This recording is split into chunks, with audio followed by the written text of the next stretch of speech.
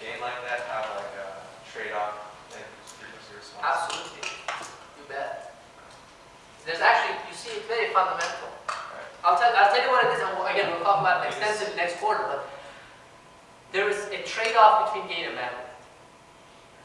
I just asked you, whenever you work with an op amp, there's always a parameter that's like, Oh, yeah. gain bandwidth. I'll tell you where it comes from, right? We said that, you remember when I was talking about cascades, well, it's fast because of the fact that it has no this kind of low impedance. So it's really a function of what the impedance is, right? So if you look at this stage, and, oh,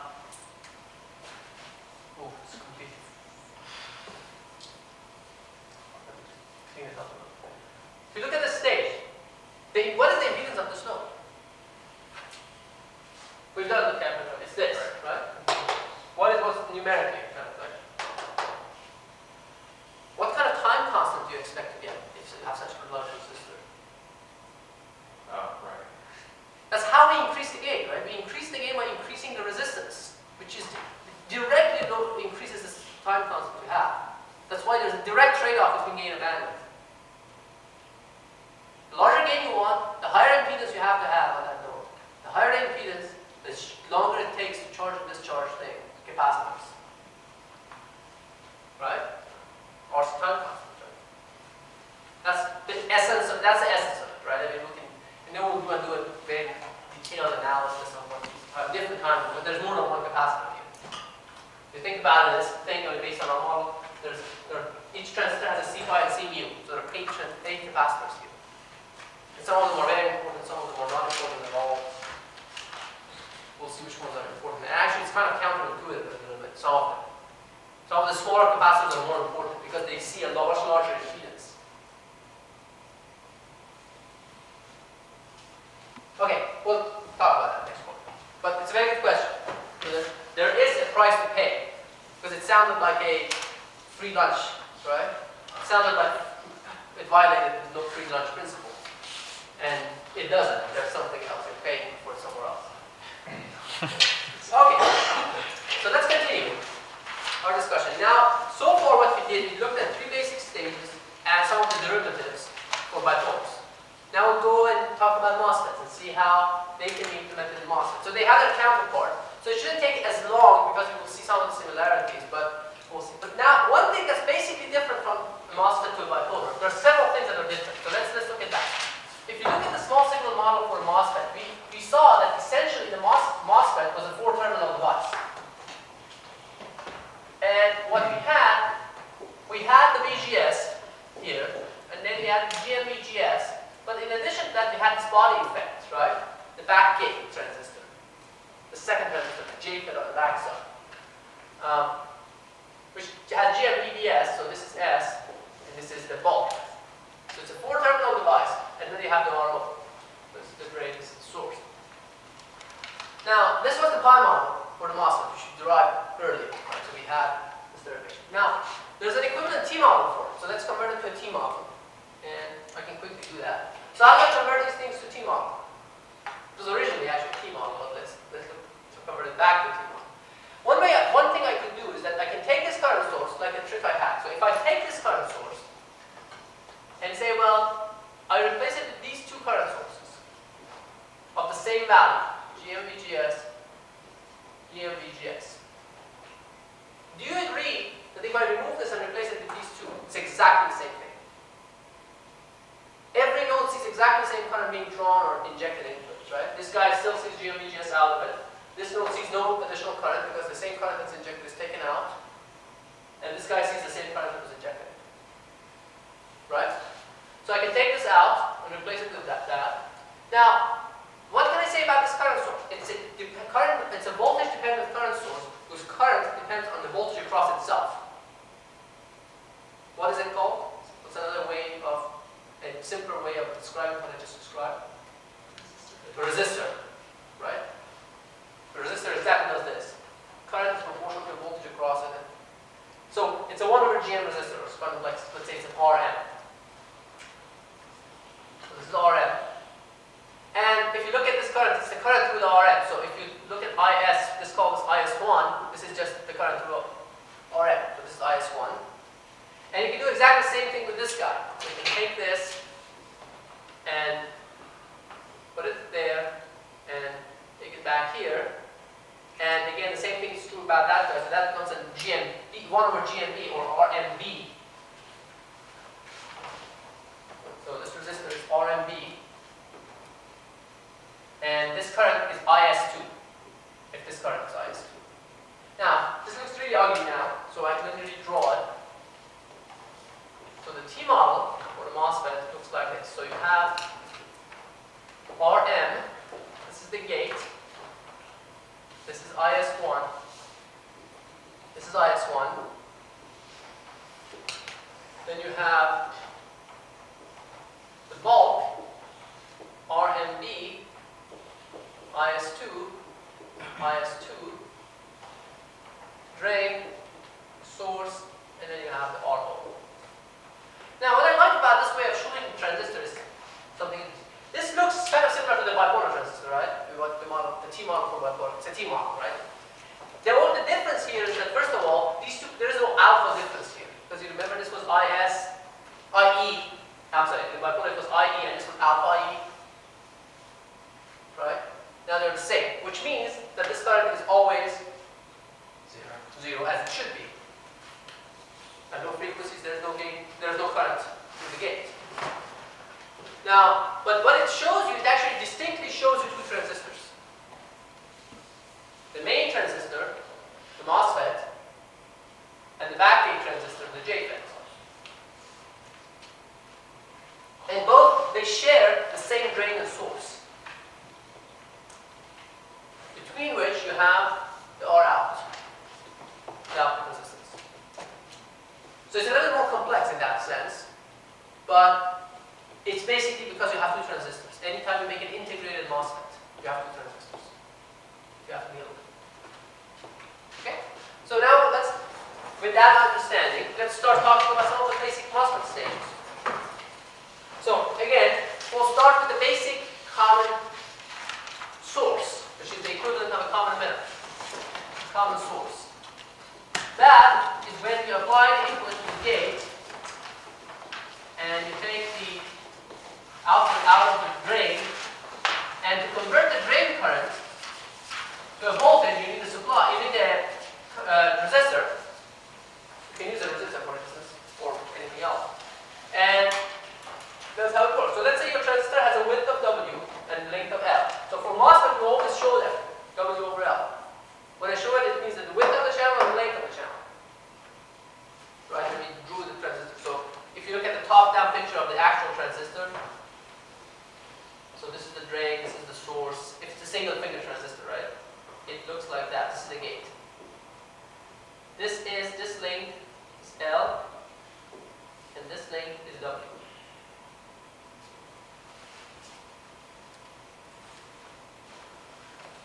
Okay. Now, so what is the behavior of this transistor? Well, let's look at the large signal behavior first. Right? The DC transfer function.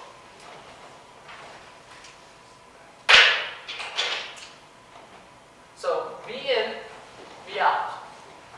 When V in is 0, let's say my threshold voltage is positive, what happens? What is the output voltage? VDD. Why? Because the drain current is 0. The transistor is off. So I start off at VDD. Now, according to my simplified model that ignores the subthreshold current, the transistor does not turn on before VT, before I arrive at the threshold voltage. This is a completely different VT from that VT, by the way. Just bad notation. Nomenclature. So this threshold voltage, VT, is where the transistor starts turning on. When it turns on, which region of operation is it in? Is it in pinch off or try off? Try off. Why? Think about it. Triode is equivalent of transistor bipolar saturation. It happens when you have a large gate overdrive, a large voltage on the gate, and a small voltage between these two. You remember? For triode, the channel was not pinched off. So you didn't have a large voltage difference between the drain and source. Right? So you have to have a large VGS compared to VDS. In other words, more accurately, the condition for triode region is that VGS minus VT is greater than VDS. Now when you start off, what is your VGS? VGS will be in, right? It's small, just turning on. So your VGS minus VT, which is also called the gate overdrive, sometimes we just show this as delta VGS. It's almost zero here. But VDS is quite large because it's the V out. So, is this condition held? No. Actually, I'm in a pinch off. Pinch off is like forward active region. And this is like saturation in BJTs. Right? So I start off in pinch off. Like a bipolar transistor that starts off in forward active region, and when I drive it really hard, I go into saturation.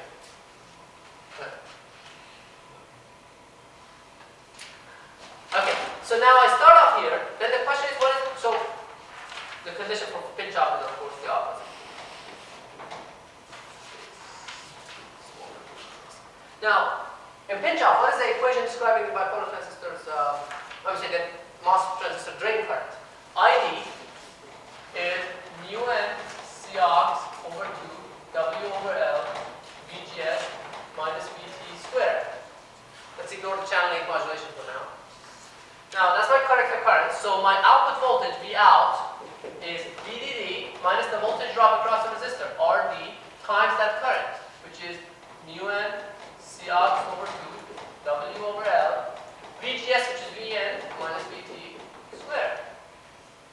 So there you go, that's my nonlinear transfer function. It's a quadratic dependence. So I start off here, I go down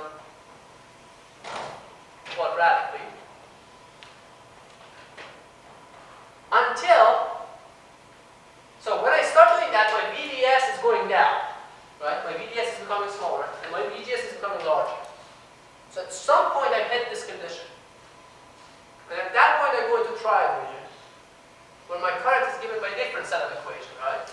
And I can write those equations too. And that happens basically, if you look at it carefully, if you have it V out equals V in line with an offset, that's the border line. So you are in pinch off here, and then you go into triad. Like that. And you can write the equation for that, but it's useless. You haven't even had that. We would like to be actually in this region already, because that's where you get the maximum gain for the analog design. In digital design, actually, you are mostly operating in this region.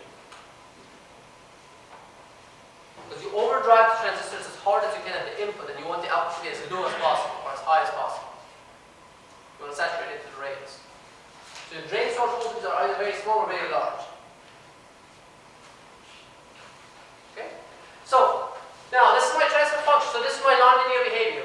So V in V out, the nonlinear transfer function. What's my gain? What's my small signal gain in this region?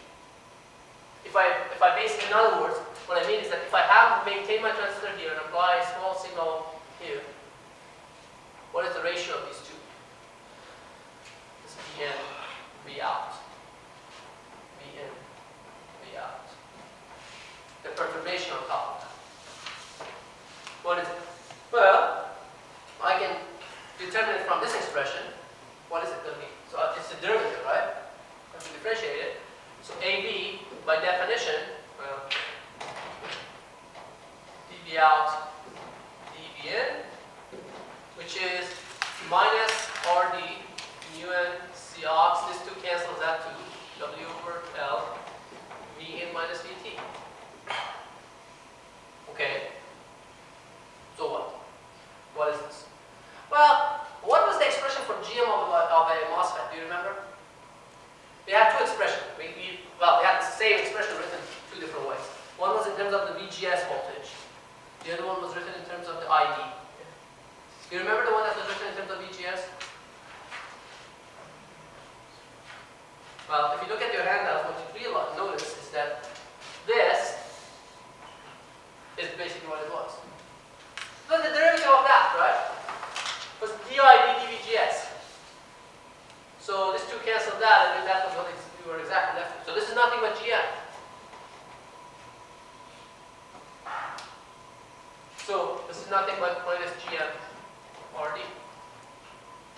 that surprising now. It looks like bipolar transistor in a sense, right? You know, they have to all be the same because they have, when you look at perturbations, it's not more or less a function of the actual device parameters and more function of topology. You saw it in a vacuum tube as well, right? It was the same thing. So, it shouldn't be surprising, actually trivial in a sense, but that's what it should be. By it's the definition of GM. So, that's GMRD, fine. Now, we could see if we can arrive at the same result by looking at the small signal model. So, from a small signal perspective, what do we have? So, we have the input, Vn. We have Rm. We have IS1. We have IS1. Then we have, well, let's see. We have RD to ground. And this is ground. So I have RO here. If I don't ignore the channel length modulation, I ignore the channel length modulation up there, right? So it should be surprising that if I want to make it consistent exactly, I have to ignore this RO2, but let's keep it here.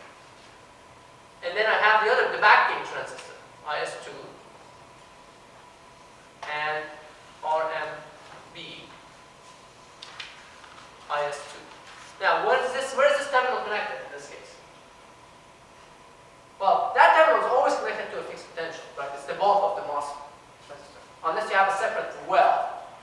And we'll see for defect, you saw that it's developed in a well. And you can have a triple well process where you can actually connect it to some other terminal. But in the basic MOS topology, usually it's actually connected to ground. So in this case, it's connected to ground.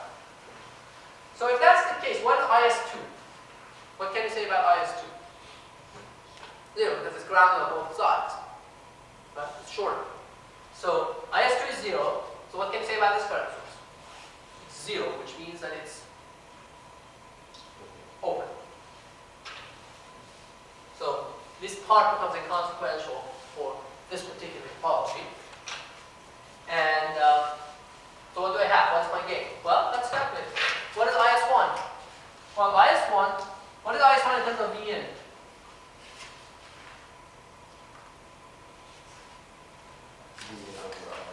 Yeah, exactly. If I tell you what the voltage on this node is V in, this current has to be, it's a resistor, right? So this current has to be V in over Rm. And therefore, this current is the same thing, which is drawn out of what? The parallel combination of RO and RD. So V out is minus GM minus IS1 times RD in parallel with RO. Right?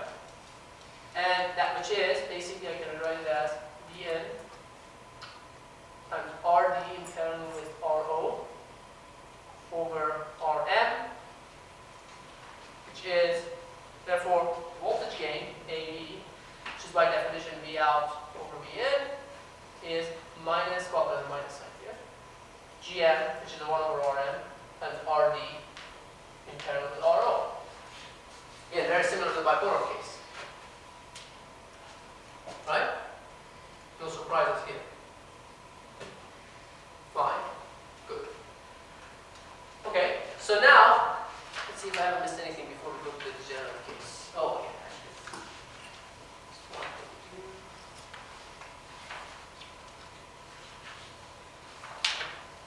Now, you can also do the same thing as we did in the bipolar case. You can actually look at the stage using the load lines, which again will be very similar. So if you look at the ID versus VDS curves, for a MOSFET, they look like that. Now, I kind of messed it up. They have quadratic spaced. For non-velocity saturated MOSFET, these are not equally spaced. So these are for different delta VGS, basically, which is VGS minus VT. So this is 0.1 volt, this is 0.2 volts, 0.3 volts, 0.4 volts. Gain overdrive. How much voltage you have in excess of the threshold voltage. And then you have the same load line as before. So the load line goes through VDD, and then VDD divided by RD. And as you can see, as you increase this voltage, for a change here, you result in a change in VDS, which is V out in this case. And you can see you will get a larger change for the same change in the VGS here. So that's where you have the maximum gain.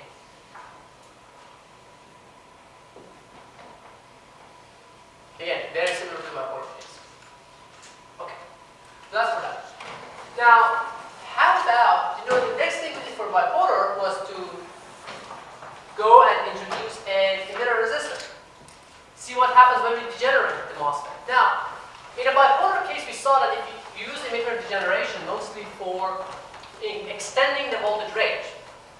Now, one of the things that's different in the way you design bipolar and MOSFET circuits is that in MOSFET circuits, you have control over the W over L. So W over L is a design parameter. So you can control both the width and the length of the channel. Every transistor, independent. So you can have all sorts of transistors with different W's and L's. Now, what that does, gives you this quite a few extra degrees of freedom that you can play with. Now, because of that, if you want to extend your general range of voltages, sometimes it may be easier to achieve that by controlling your W over L, as opposed to introducing a resistor in the source. However, we analyze this common source with source degeneration because, again, like that case, the result is also useful in a lot of other things. A lot of other things reduce to that. So you may not actually use a resistor there. It may be another transistor, but it may be the output resistance of another transistor. Right? So that's why we will do this. And we'll analyze it and see the results. And actually there are some interesting conclusions to be drawn from that. So what we are trying to analyze now is that if you have the common source topology, but now instead of connecting the source directly to ground, now I have a source resistance, RS. And now the question is, what happens? What is my small signal gain in this case? And the input and output resistance. By the way, before I talk about that, I'm sorry, let me just go back quickly here. What is the output resistance in this case?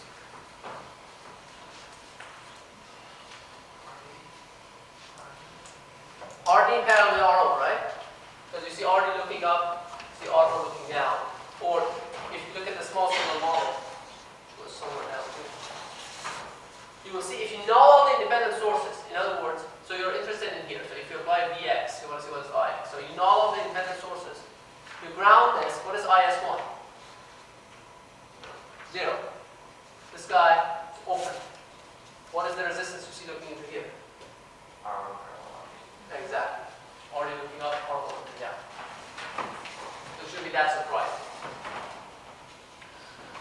Okay, so now, and how about the input impedance, by the way? What was the input impedance in that case? Infinity, right? How can you see that in the small signal model? If I apply Vx, test voltage, what is the current? Ix. 0, because this current is always equal to that current.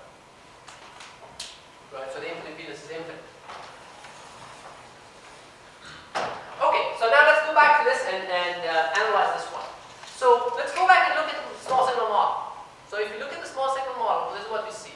So we have the N, we have IS1,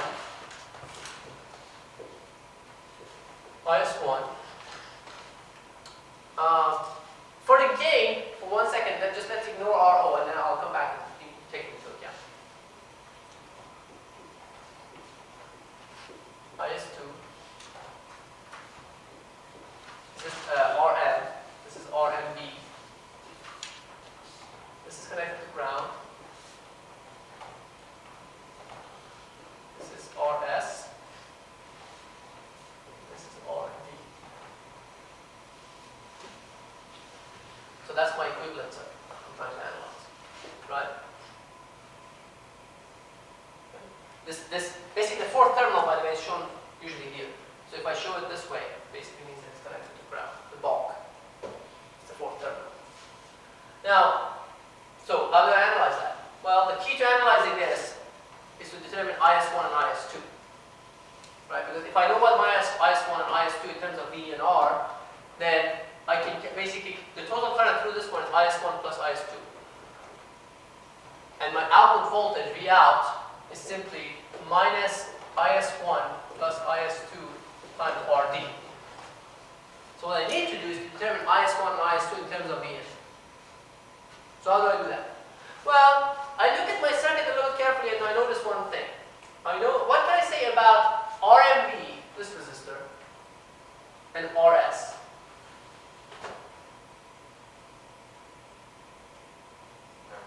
They're in parallel, right? So I can redraw this and put this down here as well. And IS2 will be flowing this way. That's ground. Right? Fair? Okay. So what is IS1? Well, IS1 is really Vn divided by this resistor in series with the parallel combination of these two resistors. So let's do that. Well, instead of doing it that way, I do it slightly differently. I just say IS1 is Vn times the total conductance here, right? What is the total conductance? It's the 1/2 the geometric, the harmonic mean of these two conductances. So the harmonic mean is Gm times, so it's that conductance times this conductance divided this conductance divided by this conductance plus that conductance, the whole thing, right? So what is that conductance? Is Gm. What is this conductance?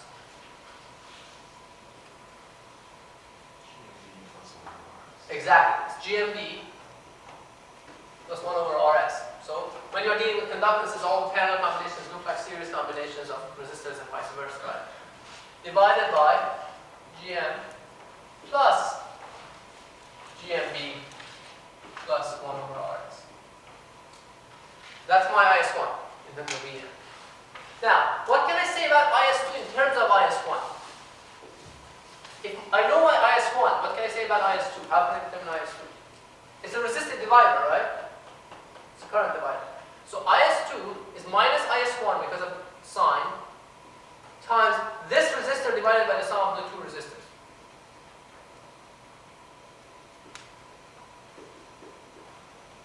Which I can rewrite as minus IS1.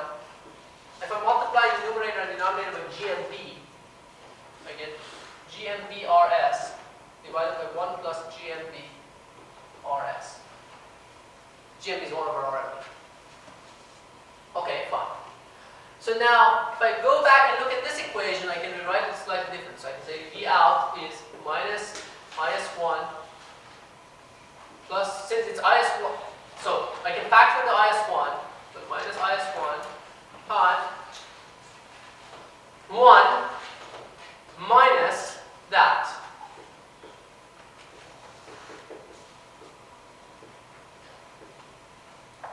Okay?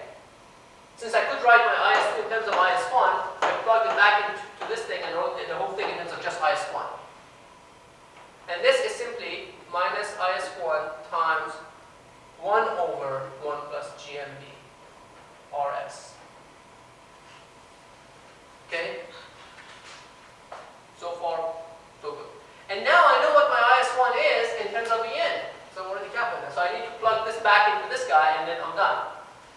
So I have V out, which is, so I got a minus sign there. So let's just write the V out over Vn, which is the gain. So minus sign, this times that. But now I notice something interesting, right? So let me rewrite this slightly differently. Vn, multiply the numerator and denominator by Rs1, by Rs, so I get Gm1 plus GMB Rs divided by 1 plus Gm plus GMB Rs. Right? It's the same thing. So I plug it in and I notice that this guy cancels that. Right? This term cancels that term. So what I'm left with is... You're missing RD. Oh yes, absolutely. Thank you. Thank you. Yeah. So it's Gm RD divided by 1 plus Gm plus GMB Rs.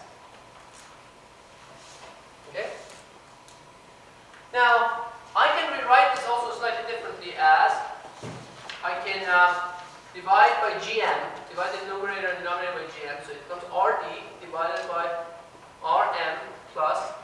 Now, this gives me 1. What is GM be over GM? By definition, you remember we had this chi, which was the ratio of the strength of the backgate transistor to the front transistor, ratio of GM to GM. So I can write it as chi. 1 plus chi RS.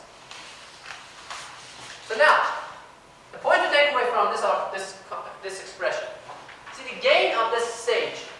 Do you remember in the bipolar transistor I said the gain is minus alpha, because minus alpha, the total resistance in the collector divided by total resistance in the emitter.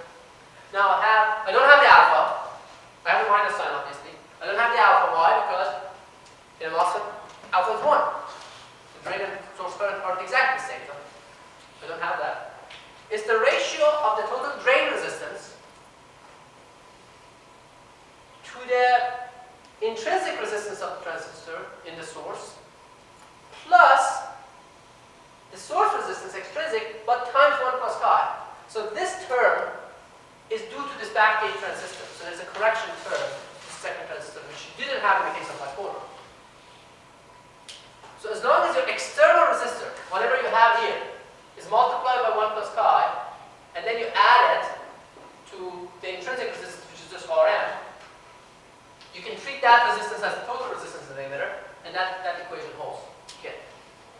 You can also write this as 1 plus Gm Rs times 1 plus chi. That's what your book does. So you see the effect of that second transistor is not that hard to capture if you look at it the right way. All you need to do is you need to scale this resistor by 1 plus chi. Whatever impedance you have in the external source, not the intrinsic part, not the Rm part. Yes? Is there any reflection rule applicable in this device or not? Well, think about it. Yes, let's try to apply the reflection rule. With the RS that is multiplied by 1 plus chi. Yeah, but this is different. This is still not moved. I mean, this is local because of the second transistor. But if you were to do it technically a reflection rule, you multiply by 1 plus beta. But what is the beta here? Infinite. So that's why the input impedance is infinity. So I've already dealt with that. So that's my gain. Now, how about the output impedance? Well, the way I've shown it, I've ignored RO. Right? So I've ignored RO. So if I just do that, basically, the impedance looking down is infinite, so I just say RD. But if I take RO into account, let's see what happens.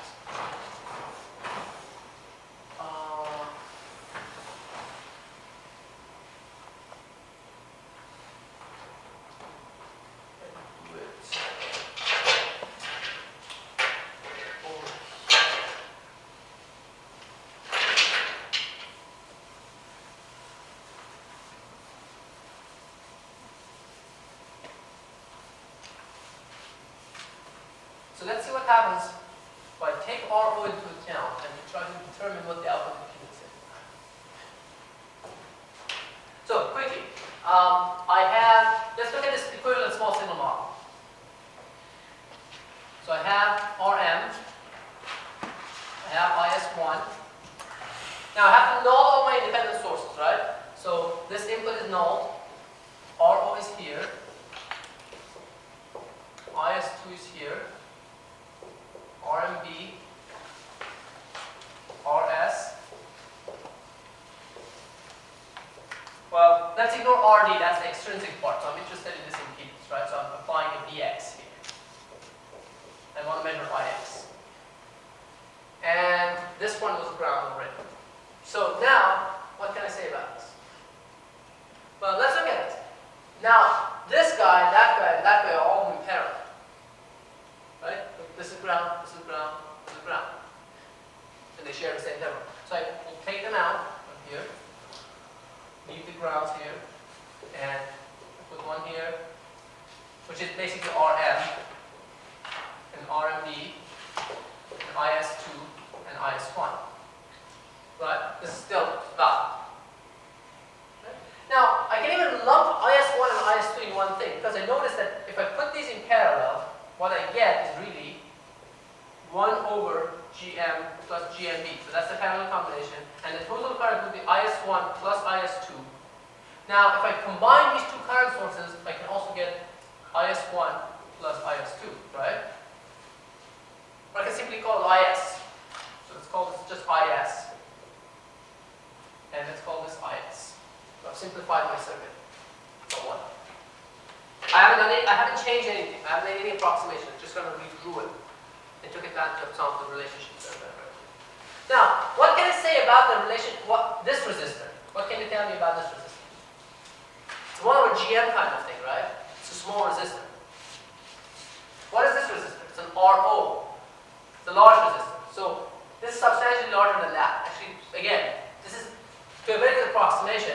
This current, it's called I1, is to a very good approximation just Vx over RO, because it's a large resistor and seated in a small resistor. It's pretty much a large resistor, right?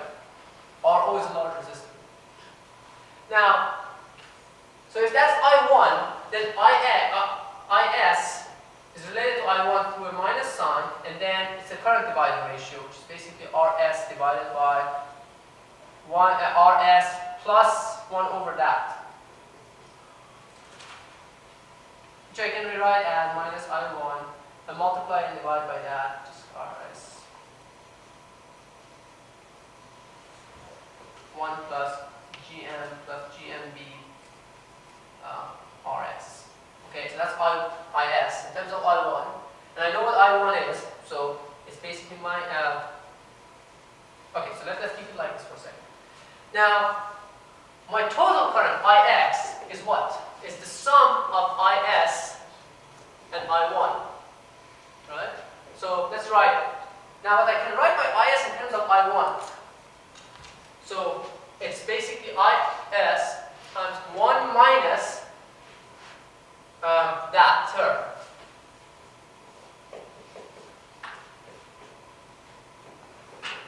Because you know what this is? GM plus GM. So if you calculate that, it's going to be IS times, this cancels that, so you get 1 over 1 plus RS GM plus GMB. Okay? So that's Ix. But now, I'm sorry, I1, not Is. Right? Because I wrote Is in terms of I1. So I1, and then I1 is Vx over RO times 1 over 1 plus RS GM plus GMD, and we are done. So Vx over Ix, which is R out, is going to be RO times 1 plus RS times that, which I can write as GM RS times 1 plus chi. Now, look at this for a second. This is the last thing we're going to talk about today. Just this is it. So this is the output resistance. It's larger by GMRS plus chi, 1 plus chi, right? Now, let's go and compare this with this expression, which we have for bipolar. You see, this part of it's kind of similar, the numerator. You see, 1 plus GMRS, there's a 1 plus chi correction term because of the second backgate transistor, but other than that, there's a 1 plus GMRS times RO. But you don't have the second part, which is kind of obvious because you don't have beta is infinity. If you set beta to infinity, this goes away and becomes like that. Now, but this has an interesting implication. You remember? The reason we couldn't cascade these transistors, I mean we could, but it wasn't giving us any gain beyond 2, was that even for an infinite RS, the output resistance could not exceed RO. But now here you will see that you don't have that troublesome term. I'm sorry. That's why it works in this case. We cascade actually 3, and people sometimes do that. Cascode 3 transistors, not cascode 3 transistors, and we'll talk about that too. But I want you to see where it comes from. It comes from the fact that there's no base current. In other words, the equivalent data is infinite for this guy. Alright, let me stop here. And Next time we'll talk about other states and other variations of loads.